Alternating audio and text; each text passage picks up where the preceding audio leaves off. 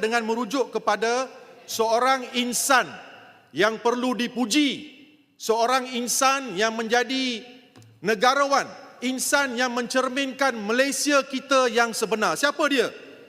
Saudari Nordina Nazifah. Siapa Nordina Nazifah? Seorang jururawat Melayu di Hospital Besar Bukit Bertajam yang menyuapkan makanan dengan tangannya sendiri kepada seorang pesakit India. Kerana beliau tidak mahu pesakit India itu tersekat dengan makanan yang disuapkan. Saya biasa buat tu. Saya pun negarawan.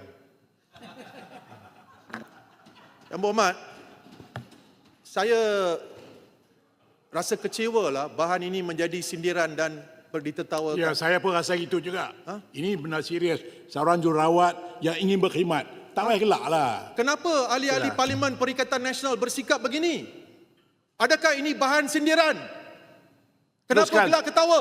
Jelutong, teruskan landing. Kenapa gelak ketawa? Perlu banggalah. Ini adalah sikap yang kamu perlu bangga. Perlu kamu sendiri terapkan dalam perjuangan. Malulah. Malu. Jelutong, landing. Nordina Nazifah, seorang jururawat. Bila ditanya kenapa beliau suapkan makanan, beliau kata beliau rasa risau. Pakcik itu India.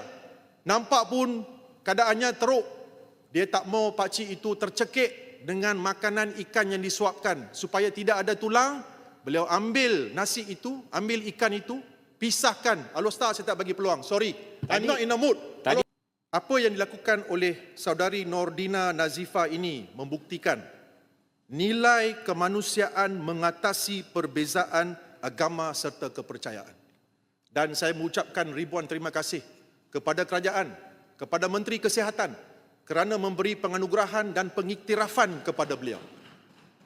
Dan saya ingin jawab Alostar, kalau nilai kemanusiaan seperti beliau diterapkan kepada semua ahli parlimen pembangkang, negara kita tentu akan aman dan damai. Sekian, terima kasih. Saya mohon menyokong.